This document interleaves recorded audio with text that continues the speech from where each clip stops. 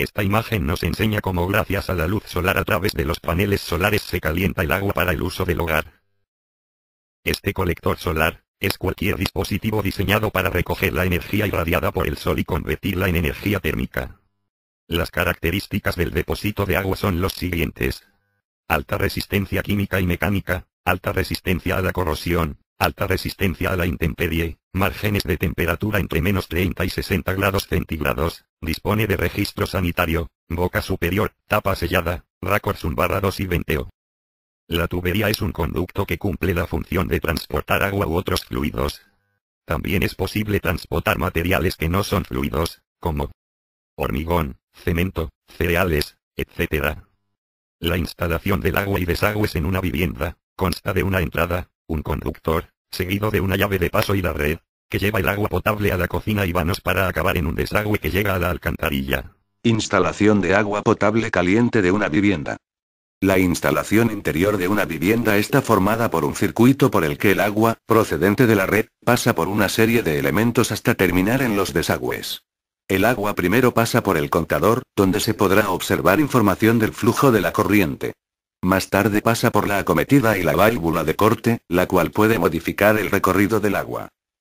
A continuación llega al calentador, en este caso una caldera. Allí se calienta el agua.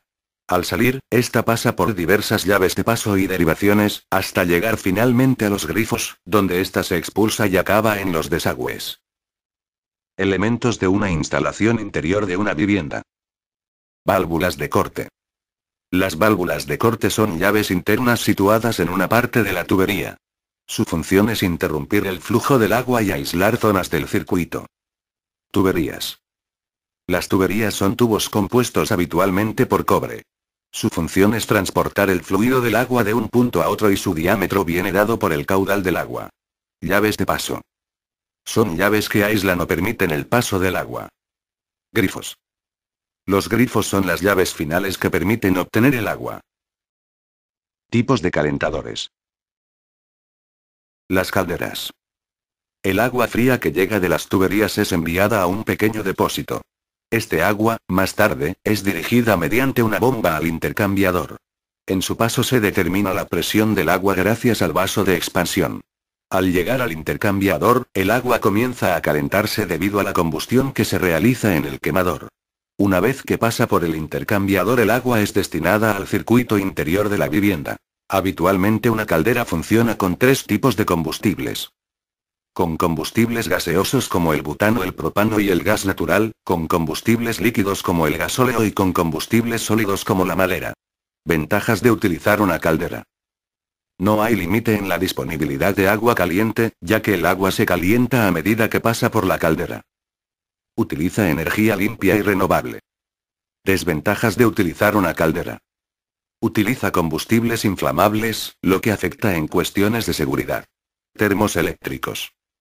Un calentador eléctrico está recubierto por una placa hecha de acero y forrado con un material de tipo aislante para evitar accidentes. Este tipo de calentador almacena en su interior una determinada cantidad de agua. Generalmente unos 100 litros. Y a través de una resistencia la calienta. Por eso se puede decir que la cantidad de agua del depósito refleja el agua caliente disponible. Ventajas de utilizar un termo eléctrico. No hay que esperar a que se caliente el agua, sino que nada más abrir el grifo ya sale agua caliente. No utiliza combustibles inflamables, por tanto mayor seguridad, además de utilizar energía limpia. Desventajas de utilizar un termo eléctrico. Cantidad limitada de agua caliente. Cuando se vacía el depósito tarda horas en calentar uno nuevo. Precio de la electricidad. Calentamiento por energía solar. Este tipo de calentador recoge los rayos del sol por medio de colectores solares. Estos calientan el agua, procedente de la red, y lo envían a un depósito. El agua que contiene el depósito suele realizar el mismo proceso varias veces para así poder mantener una temperatura constante. Este tipo de calentador consta de 3 partes. Un colector solar.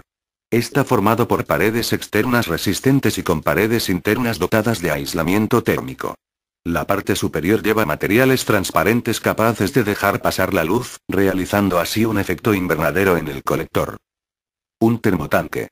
Es el recipiente que contiene el agua. Se conecta con la entrada y la salida del colector, debido a que el agua circula entre ellos una y otra vez, para así mantener la temperatura.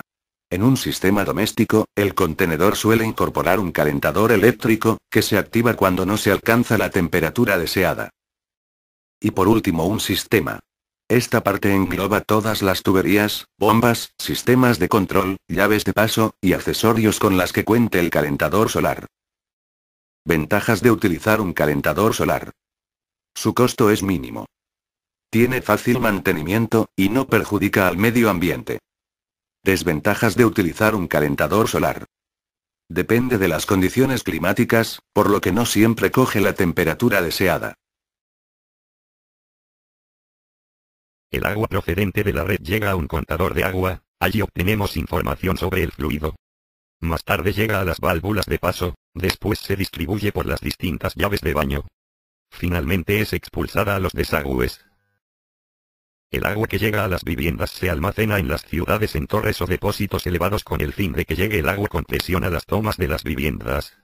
Cuando en un edificio aún así no le llega suficiente presión de agua, lo que se hace es colocar un depósito de agua en la azotea subiendo el agua hasta el depósito mediante bombas de agua, así el agua llega a las viviendas del edificio por caída.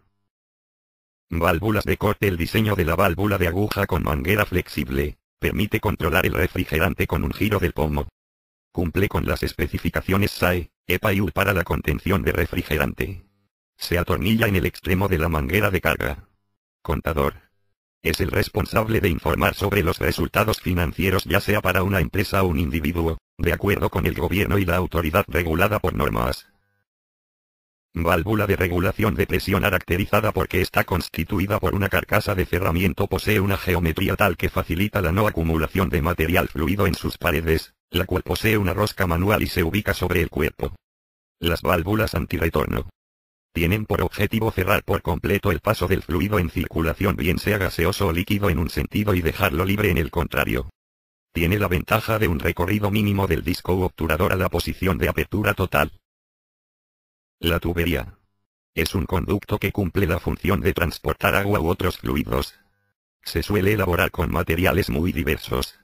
Cuando el líquido transportado es petróleo se utiliza la denominación específica de oleoducto. Llave de paso.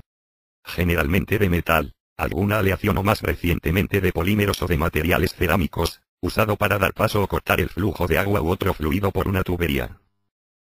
El grifo. Llave de metal, colocada en la boca de las cañerías y en calderas y en otros depósitos de líquidos a fin de regular el paso. Llaves de paso controlan la llegada de agua a nuestra casa. Por ello deben estar junto al acceso principal de la instalación, cerca del contador, y en los puntos de distribución más importantes de la casa: cocina, baño.